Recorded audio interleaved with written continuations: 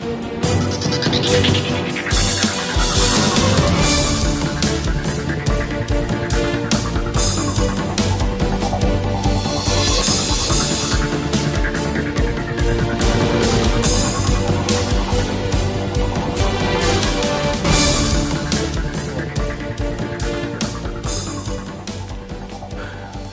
সরকার গঠিত হয়েছে এবং এরই মধ্যে 6 মাস প্রায় পার হতে চলল। এরই মধ্যে রাজপথে আবারও নতুন আন্দোলনের ইঙ্গিত পাওয়া যাচ্ছে। বেগম জিয়া, বিএনপি চেয়ারপারসন বেগম খালেদা জিয়ার মুক্তির দাবিতে আবারও সমাবেশের ডাক দিয়েছে বিএনপি। সেসব বিষয়ের পাশাপাশি অন্যান্য আরও কিছু বিষয় আলোচনায় থাকবে আমাদের এই আজকের আলোচনায়। আর আমি স্বাগত জানাচ্ছি, আমি রাসেল আহমেদ। আমাদের সাথে স্টুডিওতে আলোচনার জন্য 3 জন অতিথি উপস্থিত হয়েছেন। আমরা তাদের সাথে একটু শুরুতে পরিচিত হয়ে নেই। ডান দিক থেকে জনাব এস এম কামাল এমপি, সাংগঠনিক সম্পাদক। জনাব S M Kamal Hossain MP, সাংগঠনিক সম্পাদক বাংলাদেশ আওয়ামী লীগ। আপনাকে স্বাগত আজকের আলোচনায়। এরপরে রয়েছেন জনাব doctor Asaduzzaman Ripon, vice chairman BNP. আপনাকেও আলোচনায় স্বাগত জানাচ্ছি। এবং এরপরে রয়েছেন জনাব রুহিন হোসেন প্রিন্স, সাধারণ সম্পাদক বাংলাদেশের কমিউনিস্ট পার্টি সিপিবি। আপনাকেও আলোচনায় স্বাগত জানাচ্ছি। আমরা আলোচনা শুরু করতে চাই একটু শুরুতেই ডক্টর আসাদুজ্জামান রিপন, একটু আপনাকে দিয়েই আলোচনা একটু শুরু করতে চাই, যেটি নিয়ে আমরা বলছিলাম শুরুতেই যে সরকার গঠনের পরে একটি সমাবেশের ইঙ্গিত পাওয়া যাচ্ছে বিএনপি চেয়ারপারসন বেগম খালেদা জিয়ার মুক্তির দাবিতে। সম্ভবত তিনি সম্প্রতি এবার কেয়ারে যেহেতু তার পেসমেকার বসানো হয়েছে, সে প্রসঙ্গটি আবারও এসছে, তার মুক্তির দাবিটি আবার নেতাকর্মীদের মধ্যে এসছে। হতে পারে সেটির একটি অংশ হিসেবেই হয়তো এই সমাবেশের ডাক। আমরা দেখেছি গত বছরে নির্বাচনের আগে বিএনপি চেয়ারপারসনের মুক্তির দাবিতে বেশ কয়েকটি সমাবেশ হয়েছে। এই সমাবেশটি কি তারই একটি ধারাবাহিকতার অংশ হিসেবে, মানে রাজনৈতিক কর্মসূচি, নাকি সত্যি মুক্তির দাবিতে এবার নতুন কিছু করতে চায় বিএনপি? ধন্যবাদ আপনাকে। আমার জানা মতে এটা প্রবাবলি নির্বাচন যেটা হয়ে গেল, যে নির্বাচন আমাদের দল বর্জন করেছে, সেই নির্বাচনের পরে সম্ভবত এটি মানে প্রথম একটি জনসভা। রাজনৈতিক দল তো তার দাবি দফা আদায় করার জন্য তার মাধ্যমগুলো কি? প্রথমত আপনার সভা সমাবেশ করা, প্রধানত গণতান্ত্রিক রাজনীতিতে সভা সমাবেশের মধ্য দিয়েই তো আপনার রাজনৈতিক দলগুলো তাদের দাবি দাওয়াগুলো পেশ করে, তাই না? তাদের প্রত্যাশার কথা বলে, তাদের আকাঙ্ক্ষার কথা বলে, তারা যেটা চায় সেটি বলে। তো আমার এইটা তো খুবই একটা স্বাভাবিক প্রক্রিয়া। আমাদের নেত্রী বেগম খালেদা জিয়া, তিনি জানেন, আপনি জানেন যে তিনি অসুস্থ আছেন এবং স্টিল উনি হসপিটালই আছেন। উল্লেখ করেছেন আপনি, তার পেসমেকার বসানো হয়েছে এবং তার অনেকগুলো শারীরিক জটিলতা আছে। তো আমরা এই ধরনের পরিস্থিতিতে আমরা যেটা দাবি করেছিলাম, প্রতিটি মানুষের তো আপনার চিকিৎসা পাওয়ার একটা অধিকার থাকে। তো তার সুচিকিৎসার জন্য যেহেতু কিছু শারীরিক জটিলতা আছে, যেই জটিলতার চিকিৎসাগুলো করার মতো এখনও আমাদের সেই স্পেশালিটি আমাদের দেশে নেই। আমাদের দেশে স্পেশালিটি থাকলেও খুব সফল না থাকার কারণে, যেমন দেখবেন যে প্রাইম মিনিস্টার বলেন, প্রেসিডেন্ট বলেন, বা শাসক দলের আপনার মন্ত্রী পর্যায়ে যে সমস্ত ব্যক্তিবর্গ আছেন, ওবায়দুল কাদের সাহেবের অনেকেই তো আপনার বিদেশে চিকিৎসা নেন, তাই না? আমাদের দেশের স্বাস্থ্য ব্যবস্থাটা তো প্রকৃতপক্ষে খুবই নাজুক, আমি বলছি আপনার ট্রিটমেন্ট ফ্যাসিলিটিসের ক্ষেত্রে। আনফর্চুনেটলি যদি আপনি দেখেন, ভারতের স্বাধীনতার পরে ভারত চিকিৎসা ব্যবস্থা অনেকটাই সফল হয়েছে এবং তাদের দেশের প্রধানমন্ত্রী বলেন, প্রেসিডেন্ট বলেন, বা বড় যারা আছেন, তাদের কাউকেই কিন্তু বিদেশে চিকিৎসা নেওয়ার কথা আপনি শুনবেন না। এবং সেখানকার হেলথ ফ্যাসিলিটিসগুলো, ইনস্টিটিউশনগুলো রিয়েলি আপনার অ্যাফোর্ডেবল এবং at the same time trustworthy. আমাদের স্বাধীনতারও 53 বছর হয়ে গেছে, but unfortunately we had so many health ministers. আমরা একটা অ্যাটলিস্ট গরিব মানুষের কথা বাদ দেন, forget about the poor people, গরিব মানুষের এটা একটা গুরুত্বপূর্ণ আলোচনা। যে এই যে বিরোধী দল বিদেশে চিকিৎসার কথা বলে, এটা অনেক গুরুত্বপূর্ণ ব্যাপার। আপনি গরিব মানুষের চিকিৎসা তো নাই। কালকে আমি একজন আমার দলীয় কর্মীর, তাকে আমি হাসপাতালে দেখতে গেলাম, পঙ্গু হাসপাতালে। ভয়াবহ অবস্থা। অনেক বছর পরে আমি গেলাম, আমার কাছে ওটা দেখার পরে মনে হল যে দেশে কমপক্ষে চারটা পঙ্গু হাসপাতাল বানানো দরকার, একেবারে ফ্লোরিংয়ে, মানে মেঝেতে রুগী টুগি, মানে সিট দেওয়ার মতন অবস্থা না, একটা খুবই বাজে অবস্থা। যাই হোক, মানে আমাদের চিকিৎসা ব্যবস্থা তো আসলে খুবই অপ্রতুল। তো যেটা আমার বক্তব্য হচ্ছে যে আমরা একটা মানে গরিব মানুষের কথা বললাম যে গরিব মানুষের চিকিৎসা ব্যবস্থাটা সেভাবে আমরা করতে পারিনি, কিন্তু দেশের প্রেসিডেন্ট প্রাইম মিনিস্টার ভিআইপিদের জন্য তো একটা হাসপাতাল বানাইতে পারিনি। দেশের ভিআইপিদের চিকিৎসার জন্য তো মানে আপনার এই যে মানে আপনার দেশের যে সরকারি মেডিকেল তো একটাও মানে কোনো ভিআইপিরা মানে যারা সরকারি মানে পদবি করেন তারা কেউই তো সরকারি মেডিকেলে যান না, সেটি করা যায়নি। আমি প্রাইভেটও নাই। তো এমনি একটি অবস্থার পরিপ্রেক্ষিতেই তো আপনার মানে আমরা আমাদের নেত্রী বিদেশে চিকিৎসার কথা বলেছি, এবং আপনার আইনমন্ত্রীও মানে গত পরশু বলেছেন যে ওনার কিছু শারীরিক জটিলতা আছে, যেটা উনি বলেননি যে এইখানে নিরসনযোগ্য না বা এইখানে ট্রিটমেন্টযোগ্য না, এই কথাটা তিনি বলেননি, বলেছেন তার কিছু কমপ্লিকেশন আছে, সেই কমপ্লিকেশনগুলো ওভারকাম করা ডিফিকাল্ট উনি বলেছেন। এটা হয়তো মানে তিনি মনে করছেন, কারণ আমাদের চিকিৎসা ব্যবস্থায় বা যে ফ্যাসিলিটিসগুলো আছে তাতে তার মনে হচ্ছে যে এটা ওভারকাম করা ডিফিকাল্ট, কিন্তু এটা তো অন্য দেশে হতেই পারে। তো সেই সুযোগটা তো মানে দিলে তো খুব অসুবিধা হতো না। হ্যাঁ, কিন্তু আমি যেটি জানতে চাচ্ছিলাম যে আন্দোলন এর আগেও হয়েছে, এবারের এই কর্মসূচি বা সমাবেশের মাধ্যমে কি বেগম জিয়ার মুক্তি নিশ্চিত করা যাবে বলে মনে করেন? বা আপনি যে কথাটা, আপনার আন্দোলন করে তো আপনার একটা ভালো ভোটের ব্যবস্থা নিশ্চিত করা যায় নাই, এটা তো সদিচ্ছের ব্যাপার। আপনি ভালো ভোট দেবেন কি দেবেন না, জনগণকে আপনি আস্থায় নেবেন কি নেবেন না, এটা তো মানে আপনি কি চিন্তা করছেন, তাই না? এখন আপনি একটা আলোচনা করছেন, মানে ধরেন আপনি অ্যাঙ্কর, তা আপনি যদি মনে করেন যে একটা চমৎকার প্রাণবন্ত আলোচনা করবেন, তাহলে আপনার মডারেশন একরকম হবে। আর আপনি যদি মনে করেন একটা ঝগড়াঝাটি বাধায় ঠাদায় দিবেন, তাহলে আরেক রকম মডারেশন হবে। তো ডিপেন্ডস অন মানে আপনার চেয়ারের রোল। জি, বুঝতে পারছি। আমি একটু যেতে চাই জনাব রহিন হোসেন প্রিন্স, একটু আপনার কাছ থেকে জানতে চাচ্ছিলাম, এর আগেও বিভিন্ন সময় বিশেষ করে ভোটের প্রসঙ্গে আপনারা আন্দোলনে ছিলেন, রাজপথে ছিলেন, আবারও কি আপনারা সহযাত্রী হিসেবে বা সমমনা দল হিসেবে আপনারাও কি রাজপথে নামছেন কিনা, এর ধরনের কোনো ইঙ্গিত আছে? শুধু না, ধন্যবাদ আপনাকে। আমি আলোচকদের তো ধন্যবাদ জানাচ্ছি। আসলে শেষে যেটা বললেন, একটু শব্দটা খারাপ হয়ে যাবে বলে আর উচ্চারণ করলাম না, বা বলেই ফেলি, কারণ এটা নিয়ে কোনো রহস্য লেখা নেই। আপনি সমমনার কথা বললেন, সমমনা তো আমরা মনে করি যে আপনার সমমনা আওয়ামী লীগ আর বিএনপির সমমনাটাই বেশি, আমাদের সাথে বরঞ্চ এই দুই দলের ডিফারেন্সটা অনেক বেশি। সে অর্থে আমরা সমমনা না, ওই দুই দলকে আপনারা কিছু কি বলে পার্থক্য সত্ত্বেও সমমনা বলতে পারেন। তার কংক্রিট বলি, বিশেষ করে অর্থনৈতিক যে দৃষ্টিভঙ্গি, আপনি একদিন আলোচনা করেন, দেখি আওয়ামী লীগের দৃষ্টিভঙ্গি আর বিএনপির দৃষ্টিভঙ্গির পার্থক্য কি খুঁজে পাবেন কিনা যায় না, কিন্তু আমাদের পার্থক্য আছে। তা যাই হোক, আমি যেটা বলতে চাই, আমরা আন্দোলনের মধ্যে আছি, আন্দোলনের মধ্যে আছি, এটা হচ্ছে মূল কথা আমাদের। এবং ঠিক আজকে যখন আমি আপনাদের সাথে কথা বলছি, আজকে আমাদের পার্টির উদ্যোগে, বাংলাদেশের কমিউনিস্ট পার্টির উদ্যোগে সারা দেশব্যাপী আমরা একটা দুর্নীতি বিরোধী সমাবেশ করেছি, ঢাকায়ও করেছি, এবং বাংলাদেশের অন্তত পক্ষে আমার কাছে সর্বশেষ খবর অনুযায়ী প্রায় 43টা জেলাতেই, জেলা সদরে এটা পালিত হয়েছে। হয়তো বাস্তবকরণে অনেক মিডিয়াতে আসে নাই, কিছু মিডিয়াতে আসছে এবং আসবে, এটি একটি দিক। আমরা মনে করছি যে এই সময়ে আমাদের আন্দোলনের একটা বড় প্রশ্ন হচ্ছে এই যে দুর্নীতি বিরোধী আন্দোলনটা গড়ে তোলা, এবং যার জন্য আজকের এই সমাবেশ থেকে, ঢাকায় পল্টন মোড়ে যে সমাবেশ আমরা করলাম, সেখান থেকে কমিউনিস্ট পার্টির নিজস্ব কর্মসূচি হিসাবে আগামী 6 জুলাই দেশের সকল উপজেলাতে আমরা দুর্নীতি বিরোধী বিক্ষোভের ডাক দিয়েছি, এটি একটি। এই সাথে বলি, শুধু বাংলাদেশের কমিউনিস্ট পার্টি না, আমাদের একটা জোট আছে, বাম গণতান্ত্রিক জোট, এবং তার একটা প্রধান রাজনীতির বিষয় হচ্ছে যে আমাদের দেশে যে দ্বিদলীয় বলয়ের রাজনীতি, একটা আওয়ামী বলয় আর একটা বিএনপি বলয়, তার বাইরে বাম গণতান্ত্রিক শক্তির বিকল্প গড়ে তোলা। আমরা ইতিমধ্যেই সিদ্ধান্ত নিয়েছি আগামী 2রা জুলাই, সেটাও আমাদের পার্টি এবং বাম জোটের কাজ, 2রা জুলাই এই যে দুর্নীতির বিরোধী সমাবেশ এবং দুর্নীতির যারা হোতা তাদেরকে যথাযথভাবে গ্রেপ্তার বিচারের দাবিতে আমরা স্বরাষ্ট্র মন্ত্রণালয়ের সামনে বিক্ষোভ করব।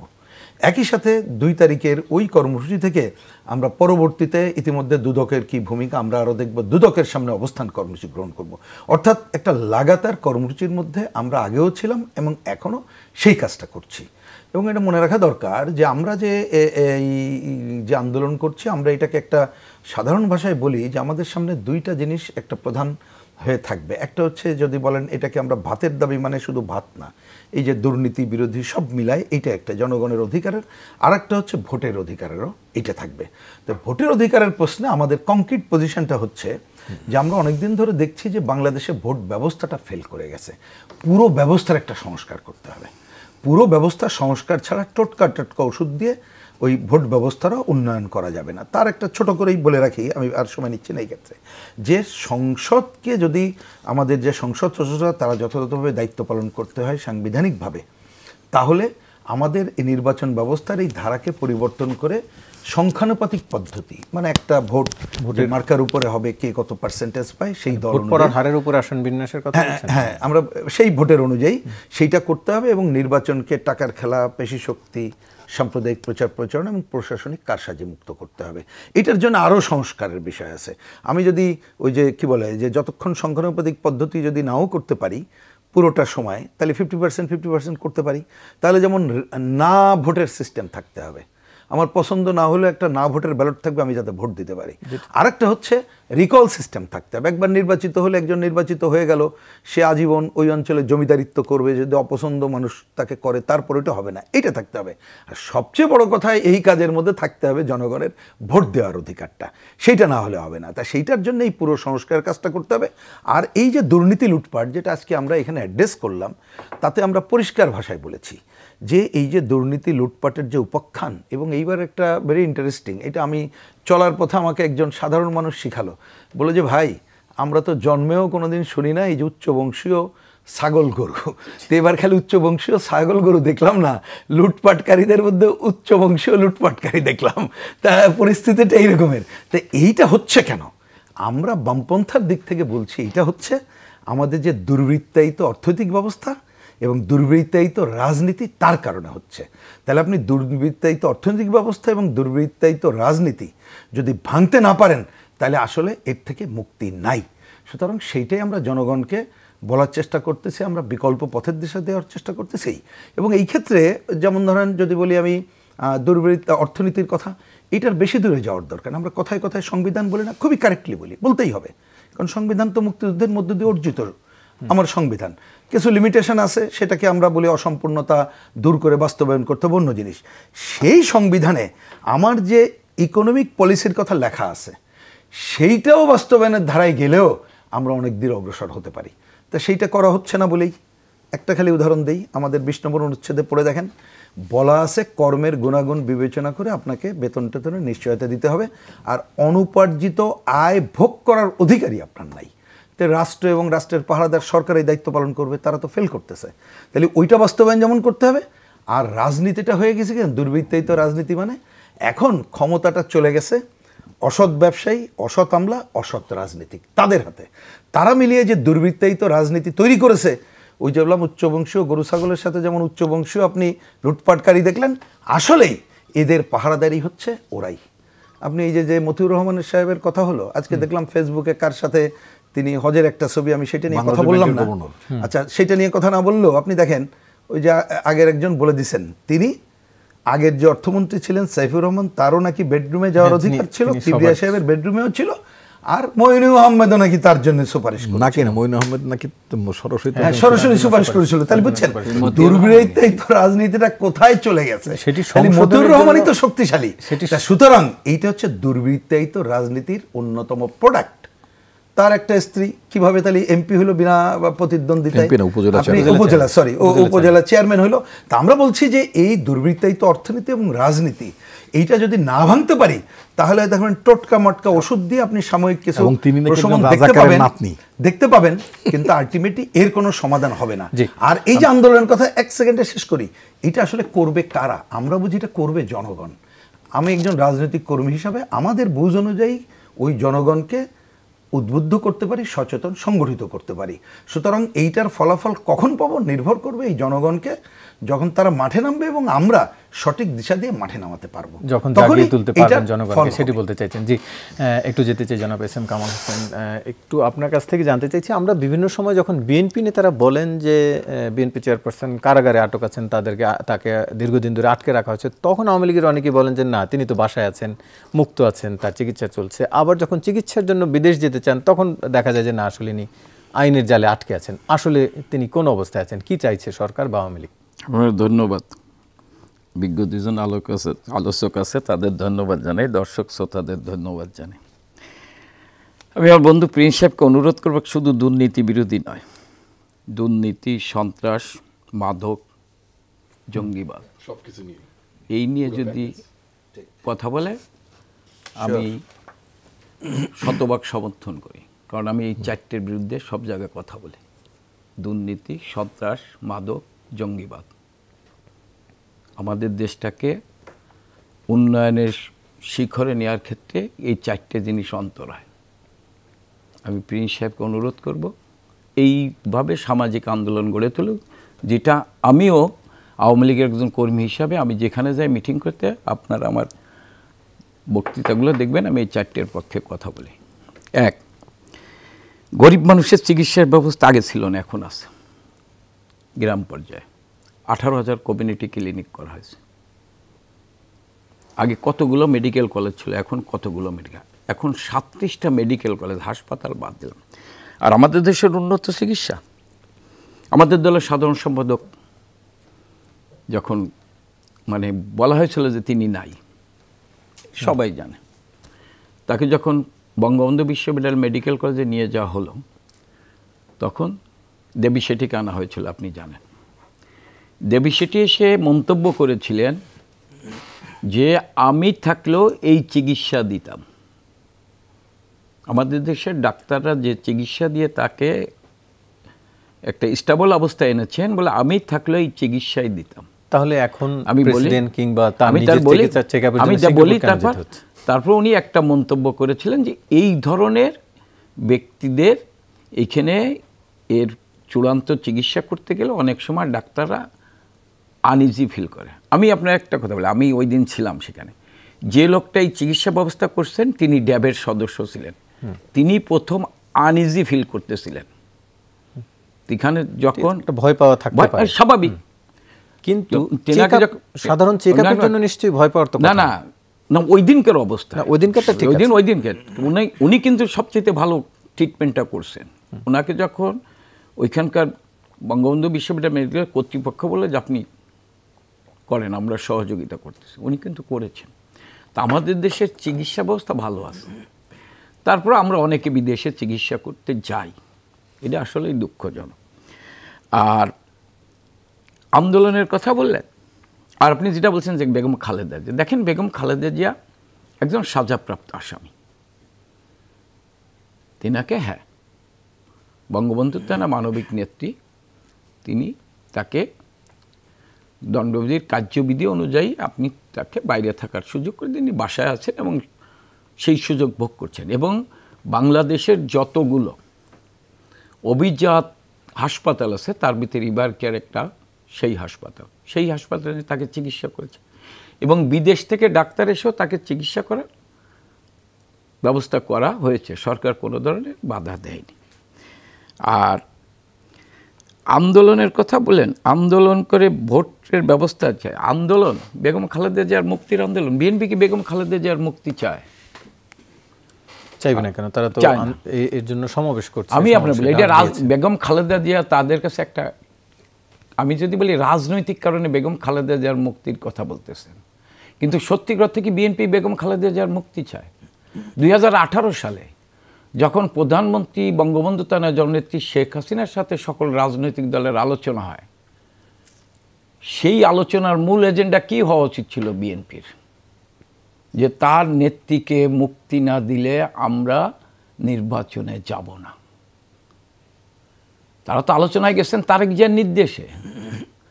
তাহলে মূল এজেন্ডা হওয়া উচিত ছিল যে বেগম খালেদা জিয়ার মুক্তি ছাড়া আমরা নির্বাচনে যাব না। কিন্তু বেগম খালেদা জিয়ার মুক্তি কি তাদের মূল এজেন্ডা ছিল? আপনি বাংলাদেশের ইতিহাসে না, বঙ্গবন্ধুকে যখন প্রাণে মুক্তি দিয়ে পাকিস্তানের গোল টেবিলে আইয়ুব খানের সাথে বৈঠক করা যায়, তখন বঙ্গবন্ধু প্রাণের মুক্তি যায় নেই। বলছে আগে তাকে সম্পূর্ণভাবে মুক্তি দিতে হবে।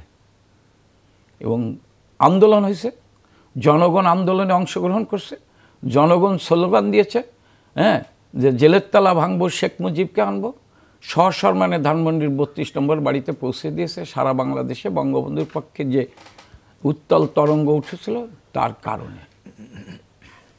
আজকে যদি বিএনপির সাথে জনগণ থাকতো ওই আন্দোলনে, এবং বিএনপি যদি মনে করতো যে বেগম খালেদা জিয়ার মুক্তি ছাড়া নির্বাচনে যাব না, তাহলে কিন্তু আমার মনে হয় এই জায়গায় রিজিট থাকলে সেই সময়। কিন্তু কি করলে বেগম খালেদা জিয়ার মুক্তিকে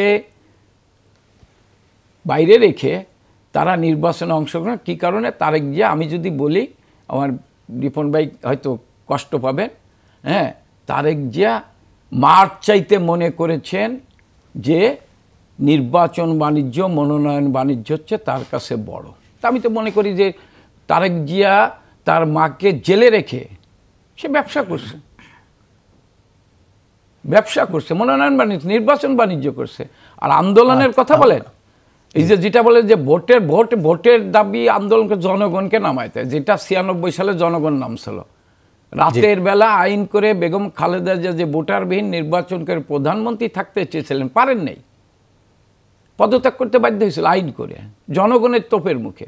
তো বিএনপির সাথে যদি জনগণ থাকতো, অবশ্যই আমরা জনগণের আন্দোলন হলে জনগণের কাছে আমরা মাথা নত করতাম। যদি সেই জনগণ তাদের সাথে না থাকে, তাহলে তাদের সমাবেশ বা আন্দোলন ঠেকানোর জন্য রাজপথে কেন থাকতে হচ্ছে? আওয়ামী লীগ সহ প্রশাসনকে কেন ব্যবহার করতে? আমি প্রশাসনকে, প্রশাসন তাদের অভিযোগ, তারা অভিযোগ করতে পারে প্রশাসন থাকে দেশ শান্তি শৃঙ্খলা রক্ষা করার জন্য, কার সমাবেশ বন্ধ করার জন্য নয়। আচ্ছা, বিএনপি সমাবেশ করছে, আওয়ামী লীগ তো একই দিনে সমাবেশ করে, সেটা সমাবেশ করতে পারে, কিন্তু আওয়ামী লীগ বিএনপি সমাবেশ তো পাশাপাশি করতেছে না, কাছাকাছি।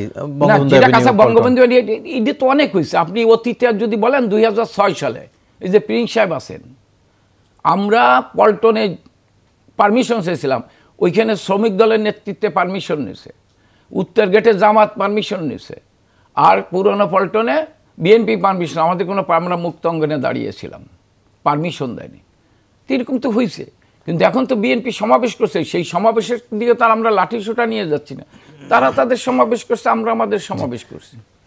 জেনারেল আজিজ প্রসঙ্গে, যেটি যুক্তরাষ্ট্রে নিষেধাজ্ঞা হয়েছে, আমরা একটু আলোচনা শুরু করতে চাই। এই জনাব রহিন হোসেন প্রিন্স, আপনাকে দিয়ে একটা আলোচনা শুরু করতে চাই।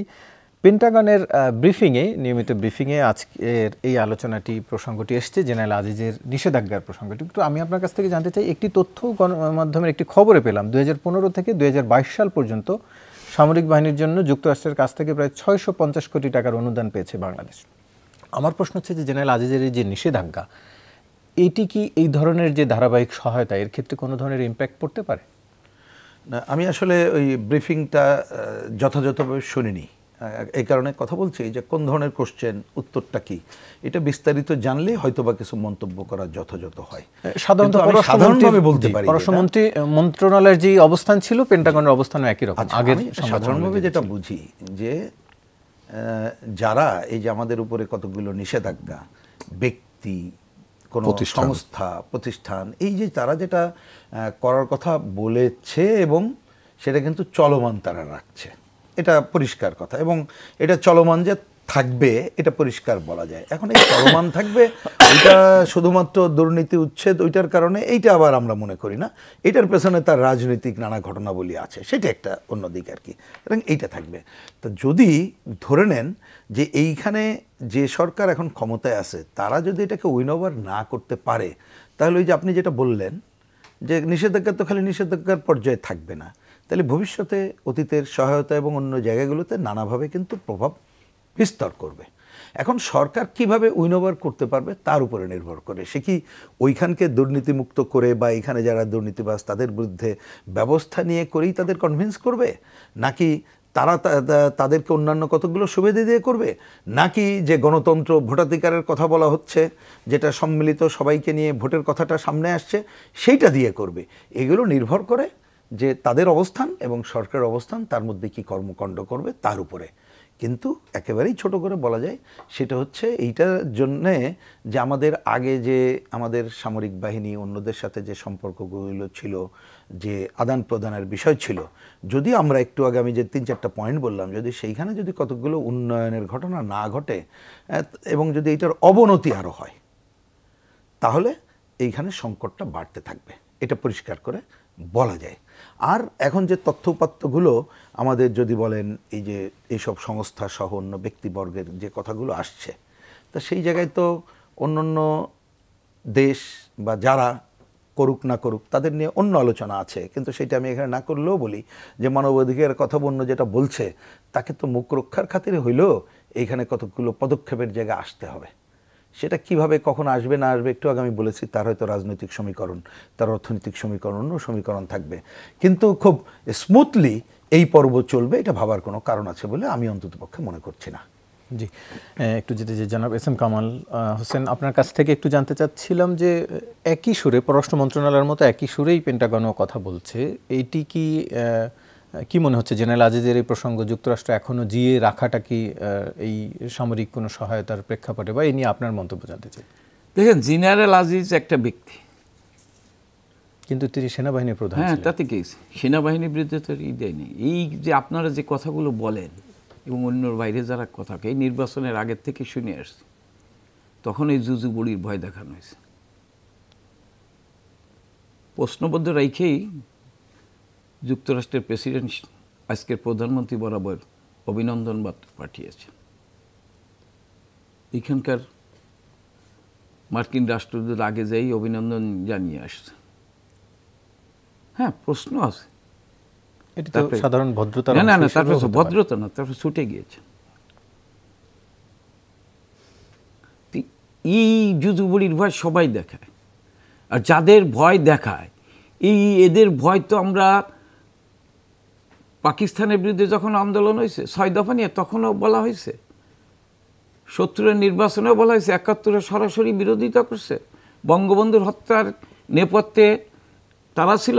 দেশ যখন স্বাধীন হয়েছে তখন বিদ্রুপ করে বলা হয়েছে তলাবিহীন জুড়ির বাংলাদেশ, সেই বাংলাদেশ এখন বিশ্বের দরবারে, সেই বাংলাদেশকে এখন ওরা প্রশংসা করছে।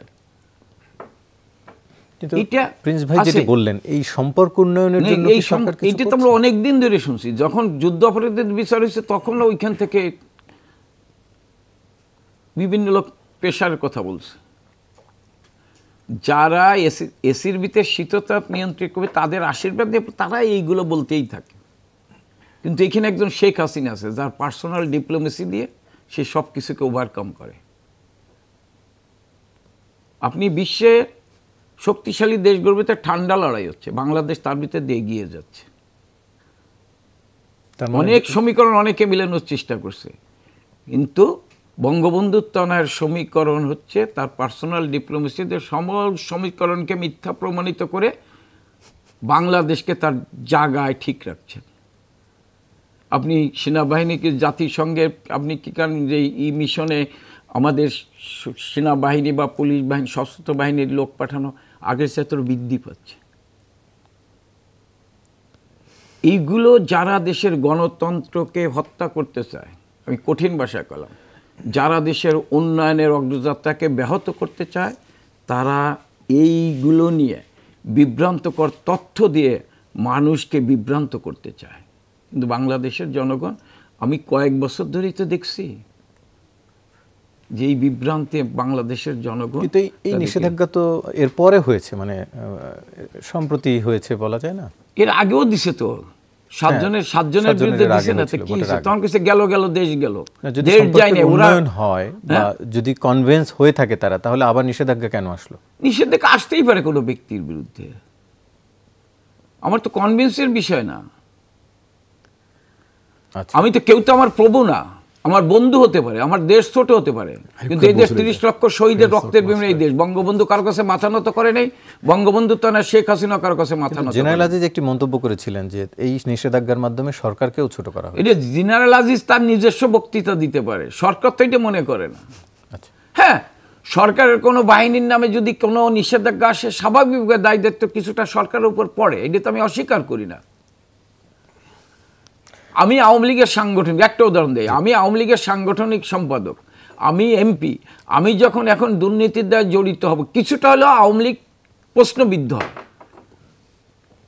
কিন্তু এই যে রাজনীতিবিদ, আমি একটা জিনিস বলতে চাই 30 সেকেন্ড, যে রাজনীতিবিদদের হ্যাঁ, ব্যক্তি এস এম কামাল, ব্যক্তি আসাদুজ্জামান রিপন, ব্যক্তি রহিন হোসেন প্রিন্স দুর্নীতি করতে পারে, এর জন্য সেই দলটা দায়ী থাকবে যদি দল তাকে আপহোল্ড করে, দল যদি তাকে পৃষ্ঠপোষকতার তলি দল দায়ী থাকবে।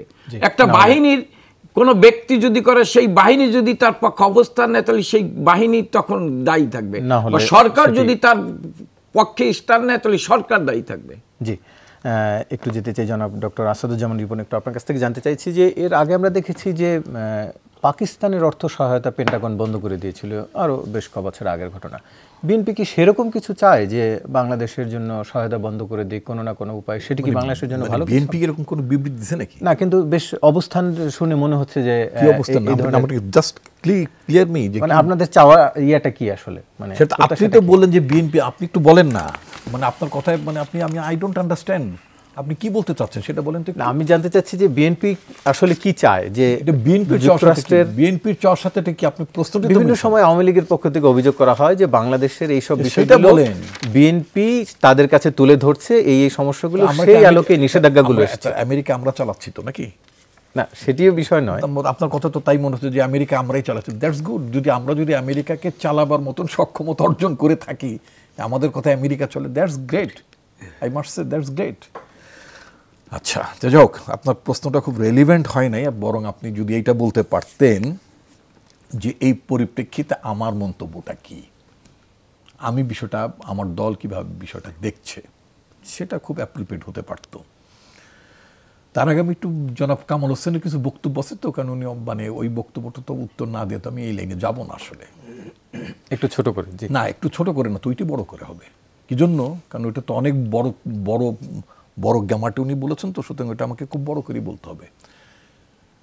দেশে তো মানে যেই সময় উনি কথা বলেন, আমি তো লেখালেখির লোক, এই নিয়ে কাজ করি, তো রাজনীতির চর্চাটা তোমার কাজ এবং ইতিহাস, এগুলো নিয়ে, রাজনীতির ইতিহাস নিয়ে কাজ করার লোক আমি। 70 সালে সার্টেনলি মানে শেখ মুজিবুর রহমানকে মানে বন্দি অবস্থায় রেখে আওয়ামী লীগ নির্বাচনে যায়নি, সত্য। তারা দাবি তুলেছিলেন, এবং তখন একটা মৌলানা ভাসানী ছিলেন, ছাতার মতো বিশাল বড় মানুষ ছিলেন। এই যে মানে শেখ মুজিবকে আনতে হবে, জেলের তালা ভাঙতে হবে, এটার মানে পাইওনিয়ারই ছিলেন মৌলানা ভাসানী। মানে মানে ওই বিষয়ে আমার বক্তব্য না। ইয়াহিয়া খানের মতো মানে যিনি পরে 71 সালে একটা মানে কি বলে একটা ভয়াবহ দানব হিসেবে আবির্ভূত হয়েছিলেন, আমাদের দেশের গণহত্যার মানে পুরো পরিচালক ছিলেন মুক্তিযুদ্ধে, ওই রকম একটি মানে পুরো দানবে পরিণত হওয়ার আগ পর্যন্ত 70 সালে তিনিও মনে করেছিলেন যে পাকিস্তানে তো গণতন্ত্রের চাপটা তো পুরো পাকিস্তানে ছিল না, পশ্চিম পাকিস্তানে ছিল দিদেন পিরিয়ডে। তো এটা ইতিহাস নিয়ে আলোচনা না করলে একটা ব্যাখ্যাটা হবে না। তো ইয়াহিয়া খানের উপর একটা কম্পালশন ছিল, কিন্তু তার আমি বলছি আপনাকে একটু শুনতে হবে তো ভাই, শোনেন, শুনতে হবে তো আপনাকে। তো ইয়াহিয়া খানকেও মানে মানে মনে করতে হয়েছে যে শেখ মুজিবুর রহমানকে ওই মানে আপনার লিগ্যাল ফ্রেম অর্ডারের মধ্যে এনে তাকে নির্বাচনে নেওয়া যায় কিনা, কারণ তখন তো সামরিক শাসন চলছিল। এবং at that time justice Abdus সাত্তারের মতন একজন ব্যক্তি, যিনি পরবর্তীতে বাংলাদেশের প্রেসিডেন্ট হয়েছিলেন, মানে বিএনপিরও আপনার মানে চেয়ারম্যান হয়েছিলেন, তিনি ছিলেন পাকিস্তানি নির্বাচন কমিশনার, প্রধান নির্বাচন কমিশনার। আওয়ামী লীগের যে শাসন ব্যবস্থা যারা আছেন, দে আর ওয়ার্স দেন ইয়াহিয়া খান, দে আর ওয়ার্স দেন ইয়াহিয়া খান। তারা তো জানেই নাই যে এখানে মানে সবাইকে নিয়ে একটা ইলেকশন করা হোক। তিনি যেটি বলতে চেয়েছেন, আমি তিনি যেটা বলতে চেয়েছেন আমি তো শুনেছি, আমি তো অনুপস্থিত ছিলাম, উনি কি বলতে চেয়েছেন আমি জানি, শুনেছি। তো সুতরাং ইয়াহিয়া খান গভর্নমেন্টের একটা স্পর্শকাতরতা ছিল যে একটি অংশগ্রহণমূলক নির্বাচন যদি করাতে হয়, তারপরে তারা নির্বাচন করিয়েছে, জনগণের ম্যান্ডেট মানেনি, মানে আপনার মানে এখানে গণহত্যা চালিয়েছে, তার পরিণাম তো তারা ভোগও করেছে, মানে অর্থাৎ পাকিস্তান তো তারা রাখতে পারেনি এইভাবে জুলুম করে। কিন্তু apparently they had to create a mechanism যে সেখানে তারা সমস্ত রাজনৈতিক দলগুলোকে তারা মানে একটা মানে প্রতিযোগিতামূলক নির্বাচন করাতে তারা পেরেছিল একটা ইলেকশন কমিশনের মধ্যে দিয়ে। বাংলাদেশের যে সরকারটি আপনি যাদের কথা বললেন, উনি যেটা বলেন যে বেগম জিয়া নির্বাচনে আসেননি বা যে কথাটা বলেন, ওখানে তো বেগম জিয়ার মুক্তি আপনাদের মূল দাবি ছিল। সেখানে তো শেখ হাসিনা প্রধানমন্ত্রী রে ভাই, কিন্তু বেগম জিয়ার মুক্তি কি আমি বলছি শেখ হাসিনার প্রধানমন্ত্রী, তো শেখ হাসিনা তো চাই নাই, এখান চেয়েছিল যে শেখ মুজিব সাহেব একটা ইলেকশন হোক, কিন্তু শেখ হাসিনা চায় নাই যে বাংলাদেশের সব রাজনৈতিক দল মিলে একটা নির্বাচন হোক, উনি সেটা চান নাই। কেন? তিনি তো বলেছেন যে আরে তিনি বললে কি জনগণ কি দেখছে, আপনি তিনি কি বলেছেন সেটা তো বড় কথা না, তিনি কি করেছেন সেটা দেখেন আপনি, তার বলাটা তো দরকার না, তিনি কি করেছেন সেটা আপনি দেখবেন। আচ্ছা গেল এক। তারপরে এটা আমার ওই প্রশ্নটা আমি শেষ করতে চাই। উনি বলেছেন যে তারেক রহমান নির্বাচন বাণিজ্য করার জন্য কথাগুলো বলেছেন। আমি একটু প্রশ্ন করতে চাই, আমি একটু প্রশ্ন করতে চাই যে ডান পাশে বসা এবং মাত্র 2 হাত ডিফারেন্সে 18 সালে নির্বাচনে বেগম জিয়ার মুক্তির দাবিটি মুখ্য ছিল না, এটি তিনি অভিযোগ করেছেন। আমি একটু আমাদের স্ট্র্যাটেজিটা কি ছিল, আমরা জানি যে এই গভর্নমেন্ট বেগম খালেদা জিয়াকে মুক্তি দেবেন না, আমরা জানি। এই যে আগামীকালকে আমার মানে অনেকগুলো মামলা হাজিরা আছে, যে অভিযোগগুলো তো আমাদের নেতৃবৃন্দের নামে যে মানে মামলাগুলো আছে, আমি কি সে অপরাধগুলো করেছি? আমি কি গাড়িতে আগুন লাগিয়েছি? আমি কি ভাঙচুর করেছি? আমি পুলিশের কর্তব্য কাজে বাধা দিয়েছি? নিশ্চয়ই না। এরকম অসংখ্য লোক আমাদের চেয়ে বয়োবৃদ্ধ যারা আছেন তারা একই কথা, এম কে আনোয়ারের মতো লোক মানে খুবই খারাপ অবস্থা, তিনি তখন কোর্টকে বললেন যে মাননীয় আদালত, আপনি আমাকে আজকে আপনার যে বিচারে এজলাসে আপনি বসে আছেন, এরকম একটি জায়গায় আমার কর্মজীবনে আমিও সেখানে ছিলাম, আমাকে দেখে কি আপনার মনে হয় যে আমি এম কে আনোয়ার আমি ওই মানে পুলিশের গাড়িতে বোম মারতে পারি, আমি সিটি কর্পোরেশন ময়লার গাড়িতে আগুন লাগাতে পারি? But these are the charges framed against us. এখন কথা হচ্ছে কি যে আমি যে কথাটা আপনার বলতে চাচ্ছি, ওনরা যে কথাগুলো বলবেন, ওনরা নির্বাচন করার পরিবেশ রাখবেন না, নির্বাচনে বিরোধী দলের অংশগ্রহণ করতে দেবেন না, এবং নির্বাচন আগে সমস্ত বিরোধী দলকে আটক করবেন, নেতাদেরকে আটক করবেন। হোয়াট কেজরিওয়াল সেইড, কেজরিওয়াল বলেছেন যে বাংলাদেশে মানে ইন্ডিয়ার কথা বলছেন যে পুতিন, তারপরে আপনার আদার কিছু কান্ট্রির কথা বলেছেন, এবং বাংলাদেশের শেখ হাসিনা, তারা যেভাবে নির্বাচন মানে করেছে বিরোধী দলকে হাত পা বেঁধে, ঠিক একই স্টাইলে নরেন্দ্র মোদী ওই দেশে ইলেকশন করতে চান। এটা শুধু আমরা যে কথাটি, যে অভিযোগটা আমরা করতাম বাংলাদেশের শেখ হাসিনার ব্যাপারে, আওয়ামী লীগের সভানেত্রীর ব্যাপারে, সেই অভিযোগটা তো আমাদের প্রতিবেশী দেশ দিল্লিতে একই অভিযোগ আছে। এখন আমার কথা যে ওনরা যে একটা আমিদামি ইলেকশনটা করলেন এই যে 2024-এ, হ্যাঁ না ওনার সময় নিয়ে আমার কোনো অসুবিধা নেই, আপনি বেশি দিয়ে দিন ওনার, আমার আপত্তি নেই, না দিয়ে আমার অসুবিধা নেই ভাই, আমার এই টাইম নিয়ে কোনো ব্যাপারই নেই। আমি এখন যেটা বলতে চাচ্ছি সেটা হচ্ছে যে আপনার ওনারা যে মানে একটা আওয়ামী লীগ দিলেন, একটা ডামি দিলেন, একটা তাল গাছ মার্কা দিলেন, একটা বট গাছ মার্কা দিলেন, নানান ধরনের মার্কা দিলেন। এটা কোন বাণিজ্য রে ভাই? একটা দল করে, দলের পদবি আছে, একটা দল করে 10 জনের রাজনৈতিক কৌশল ভাই, ওনার বেলায় না না বাণিজ্যের একাধিক জনকে তো মনোনয়ন দেন, হামারা মেহমান আপকা, মেহমান আপনার, আমার ডাল, সেটা কি বাণিজ্যের কোনো অভিযোগ কি পেয়েছেন আপনারা? আমার অভিযোগ পাবেন, এটা বোঝা যায় না আবার কি ডাল অভিযোগের কি আছে। আমার বেলায় ওনার এই অভিযোগ কি করতে, ওনাদের এই যে আমিদামি ইলেকশন করাটাই হচ্ছে, আমরা একটু এখানে কয়েক হাজার কোটি টাকার বাণিজ্য যাতে হাতানো যায় সেজন্য সবারই ফ্রি করে দিচ্ছে। একটু যেতে চাই জনাব S M Kamal Hossain MP, একটু আপনার কাছ থেকে জানতে চাইছিলাম যেটি নিয়ে তিনি আলোচনা করছেন, যদি আমি একটু ওনার উত্তর, আচ্ছা জি আপনি একটু যেটা বলছেন দেখেন, 2013 সালের 31 সালে লেখাটি ওয়াশিংটন টাইমসে বের হয়েছিল। বেগম খালেদা জিয়া কি বলছে আপনি ওয়াশিংটনে 2013 খালেদা জিয়া তার লেখায় বাংলাদেশের উপর বিভিন্ন পর্যায়ে নিষেধাজ্ঞা আরোপের জন্য যুক্তরাষ্ট্র তার মিত্রদের অনুরোধ জানান জিএসপি সুবিধা বাতিলের জন্য। আর উনি যেটা বললেন, হ্যাঁ শেখ হাসিনা স্মৃতি ইহাই খান বিএনপির কাছে প্রিয়। ইহাই খান বাধ্য হয়েছিল, আইয়ুব খান যেমন বাধ্য হয়েছিল বঙ্গবন্ধুকে মুক্তি দিতে, ইয়াহিয়া খান বাধ্য হয়েছিল সাধারণ নির্বাচন দিতে।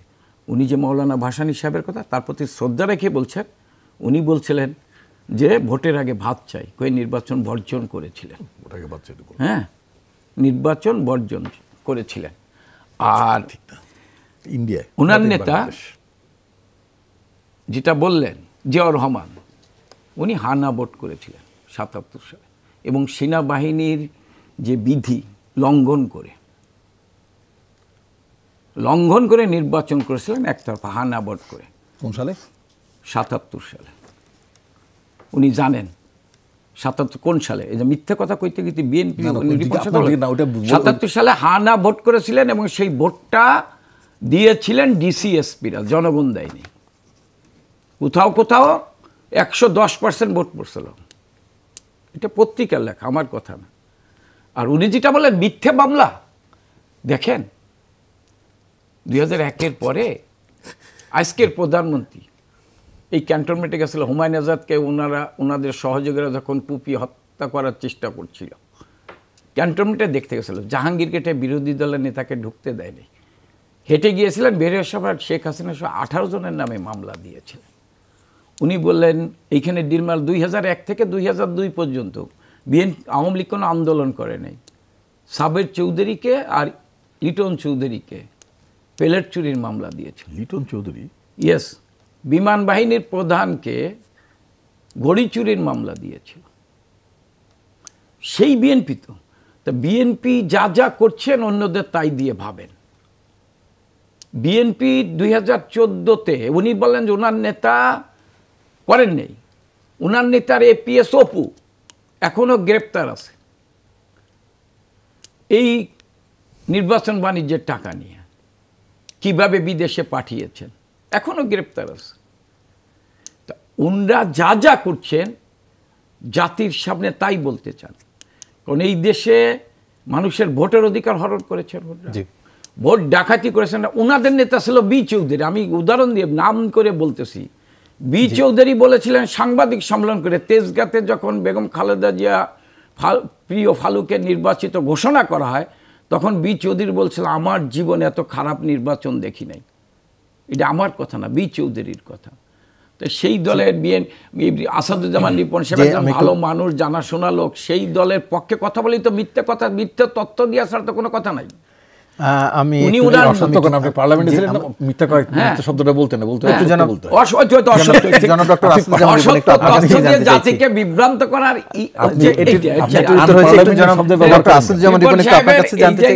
অসত্য তথ্য। এখন বিএনপি যা যা করেছেন, বিএনপি যা যা করেছেন তাই তাই ভাবছেন।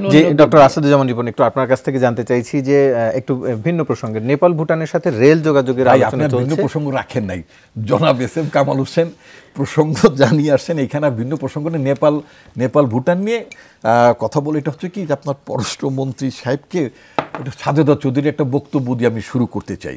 কি জন্য বলতে, স্মরণকালে সেরা বেয়াদব, এটা মানে তার অডিও আছে, ভিডিও আছে, সাজেদা চৌধুরী হাসান মাহমুদ সম্পর্কে স্মরণকালের সেরা বেয়াদব। মনে রাখবেন, স্মরণকালের সেরা বেয়াদব কে বলেছেন? দিদেন সংসদের আপনার মানে সংসদের উপনেতা সাজেদা, যেমন কর্নেল অলি বলছিল, আচ্ছা ভাই, এটা মা বেটি দুইটাই বেয়াদব, তার দেশের কি হবে? এটা কর্নেল অলির কথা। তো এখন শুনুন, মা বেটি দুইটাই আমার কথার মধ্যে আপনি কথা বলেন কেন? এটা কি আপনি একটা পার্লামেন্টের মেম্বার হইছেন, অভ্যাস বদলান। এখন ভালো মানুষ হন, দাঁড়িয়ে রাখছেন মুখে, ভালো মানুষ হন। আর আমি তো ভালো মানুষ, আর আপনাকে মাঝে মাঝে খারাপ হই। না না না না, খারাপ হয় না, খারাপ হবে না। খারাপ মানুষ খারাপ হবেন না, খারাপ দলের ভালো মানুষের সাথে খারাপ হবেন না রে ভাই। খারাপ হলে মানুষ খারাপ বলে, খারাপ হবেন কেন? সত্যি কথাটা তো কথা বলতে সময় নষ্ট করেন না। 1975 সালে একদলীয় একটা শাসন ব্যবস্থা হয়। এই যে এখন আমরা কথা বলছি না, জি একটু হ্যাঁ, আমরা যে কথা বলছি একদলীয় শাসন ব্যবস্থা, একটা কথা বলছি না, এই কথা বলার হঠাৎ আল্লাহ না, যেটা আমি একটা উদাহরণ বলছি, এখানে একটা আগুন লাগে, তো কথা বলা যাবে না? ফায়ার সার্ভিস ঢুকবে, কি ঢুকবে? ফায়ার সার্ভিস ঢুকবে। দেশের গণতান্ত্রিক ব্যবস্থা ব্যাহত করলো, সমস্ত সংবাদপত্র বা আপনার বন্ধ করে দেওয়া হলো, মত প্রকাশের অধিকার বন্ধ করে দিল, একদলীয় শাসন ব্যবস্থা করলো, এবং সংবিধান মনোযোগ নিজেদের পকেটে ঢুকে বলে কি বললো যে এমনভাবে শেখ মুজিবুর রহমান প্রেসিডেন্ট হলেন যেন তিনি নির্বাচিত হইয়াছেন বলিয়া গণ্য হইবে। প্লিজ প্লিজ প্লিজ কথা বলার কথা বলার মধ্যে আপনি আমি আসছি, কথা বলতে দিচ্ছেন না, কথা বলতে দিচ্ছেন না, উনি এখন হেরে যাচ্ছেন বলে কথা বলতে দিচ্ছেন। আপনি বলতে থাকেন। আরে বল, আমি কিভাবে, আমি তো পাবলিক কাছে স্টুপিড হইতে চাই না, জাতীয় দল, তাহলে আমি কিন্তু থেমে যাবো, বিকজ এটা কথা বলতে দিচ্ছি। আপনি আমার কথা না না না, আমি কথা বলি না, এটা ঠিক না। আমি চুপ করে আপনার কথা শুনছি, মনোযোগ সহকারে শুনছি যে আপনি কি কথার উত্তর দেবো। 75 সালে একটা একদলীয় শাসন ব্যবস্থা, টোটাল সিস্টেমটা ব্রেকডাউন করলো, গণতান্ত্রিক ব্যবস্থা নাই, সেটাকে আপনি উদ্ধার করবেন কি? দেশের সংবিধান নাই, দেশের সংবিধান নাই, দেশে মার্শাল ল জারি হলো, দেশের প্রেসিডেন্ট নাই। এটা কিন্তু মিথ্যা Please, তথ্য, সংবিধান আবার অসত্য please, তথ্য। আমাদের এমনিও একটু সময় শেষের দিকে আমরা একটু আরে ভাই আপনি কথা বলতে দিবেন না, please don't call me again. আপনি আমাকে আর ইনভাইট করবেন না। নো এইভাবে না। আপনাকে তো আপনাকে তো বলতে বলছি, আপনি বলেন। বাট হাউ, যদি আমি এভাবে ইন্টারাপ্টেড হই তাহলে কিভাবে কথা বলবো? তো একদলীয় শাসন ব্যবস্থা করতে তার তো রিমেডি লাগবে, সেটার জন্য আপনার হানা করতে হবে, আরো কিছু করতে হবে। না, জিয়াউর রহমান কোন প্লিজ সংবিধান বলে আছে? বলেন তো না রে। আবারও যদি আওয়ামী লীগ যদি আবারও যদি এই কাজ করে, আবারও দেশে ওটা রিপেয়ার করার জন্য আবারও তাই করতে হবে। আমি আবারও বলছি, আওয়ামী লীগ যদি একই পদ্ধতিতে বাংলাদেশের গণতন্ত্র হরণ করেছে, আওয়ামী লীগ যদি একই পদ্ধতিতে ৭৫ সালের মতো ঘটনা যায়, তাহলে আবারও বাংলাদেশের শাসন ব্যবস্থা যেভাবে রিপেয়ার একটু শেষ লাইনটা শুনে আসি। He is going to B defeated, that's why he is not listening. যে আপনি একটু একটা লাইন যোগ করেন, আমরা শেষের দিকে। এখন কথা হচ্ছে কি যে এই ধরনের ব্যবস্থায় আপনার এখন যেভাবে কনস্টেবল দিয়ে দিনের ভোট রাতে করে দিয়ে, যেন ওই যে শেখ মুজিবুর রহমান তো ৭৫ সালেই বলছেন, যেন তিনি নির্বাচিত প্রেসিডেন্ট হইয়াছেন বলিয়া গণ্য হইবে। এখন আওয়ামী লীগ গণ্য হতে চায়, নির্বাচন নামে তামাশা করছে, নির্বাচন করছে না, আমিডামি নির্বাচন করছে, তারপরে রাতের ভোট করছে। This is not the way, এটা গণতন্ত্র না। আমরা যেটা বলতে চাই সেটা হচ্ছে ইয়েস, এটার জন্য এই তার জন্য এখন এই যে বেনজির তৈরি হয়, এটার জন্য আব্দুল আজিজ তৈরি করেন। একটা আব্দুল আজিজ লাগে ওনাদেরকে, এই মোটু আব্দুল আজিজ লাগে ওনাদের এই কারণে যে, এবং তাদের ভাইদের মতো তাদের মতো কারাপ্ট ভাইদের মতো কারাপ্ট ক্রিমিনাল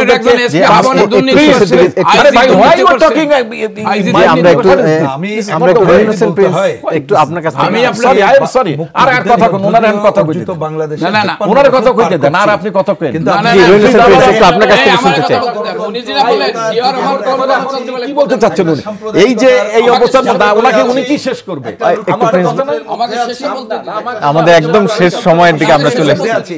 সুতরাং এর বিরুদ্ধে যদি ঐক্যবদ্ধভাবে আমরা সংগ্রাম করে না আনতে পারি, এই দুই দলের পাল্টাপাল্টি আমি একটু প্রিন্স ভাইয়ের কাছ থেকে শুনতে চাই। ক্ষমতায় ছিল তাদের কাছ থেকে আশা করার কিছু নাই। সুতরাং এই দুই দলের বাইরে বিকল্প নীতিনিষ্ঠ শক্তি সমাবেশ গড়ে তোলাই এখনকার একটা অন্যতম প্রধান কাজ। এইটা ছাড়া এই দেশের মানুষের কোনো মুক্তি আছে বলে আমরা মনে করছি না। সেই কাজটাই জনগণকে করতে হবে। যে অর্থাৎ জনগণকে এই কাজটি করতে হবে বলে শেষ করতে হচ্ছে আমাদের আজকের আলোচনা। দর্শক, এই ছিল আজকে 24 ঘন্টায়, এখানে শেষ করতে হচ্ছে। এতক্ষণ সাথে থাকার জন্য ধন্যবাদ সবাইকে।